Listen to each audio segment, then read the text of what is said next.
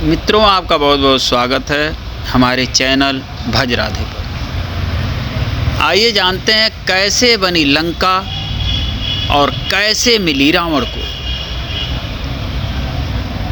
यदि आप हमारे चैनल पर नए हैं तो सब्सक्राइब कर लें ताकि ऐसे ही धार्मिक कथाओं का नोटिफिकेशन सबसे पहले आप तक पहुंचे। तो आइए जानते हैं कैसे बनी लंका और कैसे मिली रावण को। कहानी बहुत ही ज्ञानवर्धक है, इसलिए आप लोगों से निवेदन है कि पूरी वीडियो एंड तक अवश्य देखिएगा। तो एक बार की बात है, देवी पार्वती का मन खोह और कंदराव में रहते हुए ऊब गया। दो नन्हे बच्चे और तरह तरह की असुविधाएं उन्होंने भगवान शंकर से अपना कष्ट बताया और अनुरोध किया कि अन्य देवताओं की तरह अपने लिए भी एक छोटा सा महल बनवा लेना चाहिए। शंकर जी को उनकी बात जम गई। ब्रह्मांड के सबसे योग्य वास्तुकार विश्वकर्मा महाराज को बुलाया गया। पहले मानचित्र तैयार हुआ, फिर शुभ मुहूर्त में भूमि पूजन के बाद तेज गति से काम शुरू हो गया। महल आखिर शंकर पार्वती का था, कोई मामूली तो होना नहीं था। विशाल काय महल जैसे एक पूरी नगरी, जैसे कला की अनुपम कृति, जैसे पृथ्वी पर स्वर्ग। निर्माता भी तो मामूली कहाँ थे। विश्वकर्मा ने पूरी शक्ति लगा दी थी अपनी कल्पना को आकार देने में। उनके साथ थे समस्त स्वर्गराज के स्वामी कुबेर। बची खुची कमी उन्होंने शिव की इस भव्य निवास स्थली को सोने से मढ़कर पूरी कर दी। तीनों लोकों में जय जयकार होने लगी। एक ऐसी अनुपम नगरी का निर्माण हुआ था जो पृथ्वी पर इससे पहले कहीं नहीं थी। गणेश और कार्तिकेय के आनंद की सीमा नहीं थी। पार्वती फूली नहीं समा रही थी। बस एक ही चिंता थी कि इस अपूर्व महल के गृह प्रवेश की पूजा का काम किसे सौंपा जाए। वह ब्राह्मण भी तो उसी स्तर का होना चाहिए जिस स्तर का महल है। उन्होंने भगवान शंकर से राय ली। बहुत सोच विचार कर भगवान शंकर ने एक नाम सुझाया, रावण।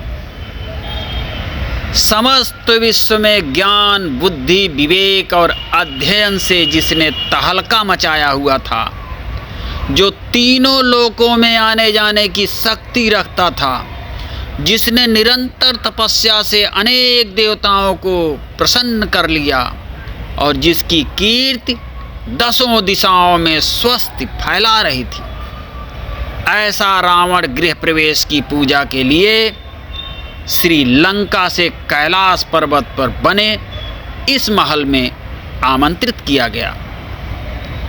रावण ने आना सहर्ष स्वीकार किया और सही समय पर सभी कल्याणकारी शुभ शकुनों और शुभंकर वस्तुओं के साथ वह गृह प्रवेश के हवन के लिए उपस्थित हुआ।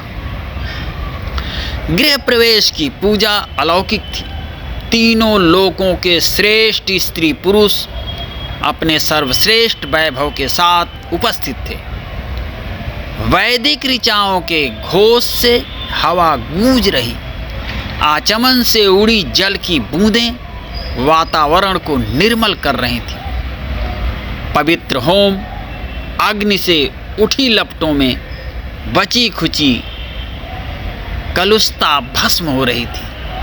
इस अद्वितीय अनुष्ठान के संपन्न होने पर अतिथियों को भोजन करा प्रसन्नता से गदगद माता पार्वती ने ब्राह्मण रावण से दक्षिणा मांगने को कहा।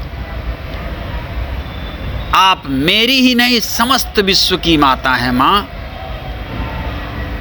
आपसे दक्षिणा कैसी? रावण विनम्रता की प्रतिमूर्ति बन गया। नहीं विप्रवर, दक्षिणा के बिना तो कोई अनुष्ठान पूरा नहीं होता, और आपके आने से तो समस्त उत्सव की शोभा ही अनिर्वचनीय हो उठी है। आप अपनी इच्छा से कुछ भी मांग लें, भगवान शिव आपको अवश्य प्रसन्न करेंगे। पार्वती ने आग्रह से कहा, आपको कष्ट नहीं देना चाहता माता, मैंने बिना मांगे ही बहुत कुछ पा लिया है। आपके दर्शन से बढ़कर और क्या चाहिए मुझे? रावण ने और भी विनम्रता से कहा, यह आपका बड़प्पन है लंकापति, लेकिन अनुष्ठान की पूर्ति के लिए दक्षिणा आवश्यक है। आप इच्छा अनुसार जो भी चाहें मांग लें, हम आपका पूरा मान रखेंगे। पार्वती ने पुनः अनुरोध किया। संकोच होता है देवी, रावण ने आंखें झुकाकर कहा। संकोच छोड़कर यज्ञ की पूर्ति के विषय में सोचें विप्रवर, पार्वती ने नीति को याद दिलाया। जरा रुक कर रावण ने कहा, यदि सचमुच आप मेरी पूजा से प्रसन्न हैं, यदि सचमुच आप मुझे संतुष्ट करना चाहती हैं, और यदि सचमुच भगवान शिव सब कुछ दक्षिणा में देने की सामर्थ्य रखते हैं, तो आप यह सोने की नगरी मुझे दे दें। पार्वती एक पल को भौचक्क रह गई, लेकिन पास ही शांति से बैठे भगवान शंकर ने अविचलित स्थिर वाणी से कहा, तथास्तु। रावण की खुशी का ठिकाना ना रहा।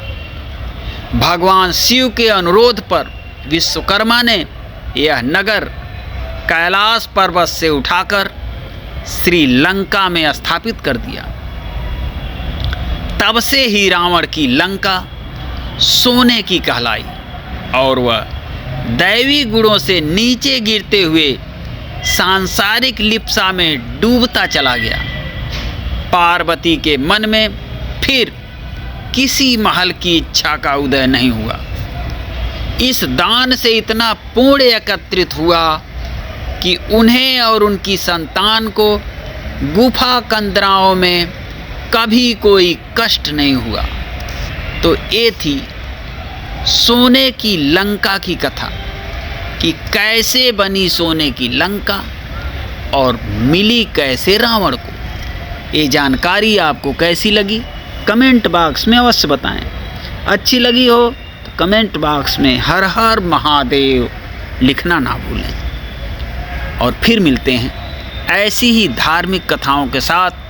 तब तक के लिए हर हर महादेव, जय सिया राम।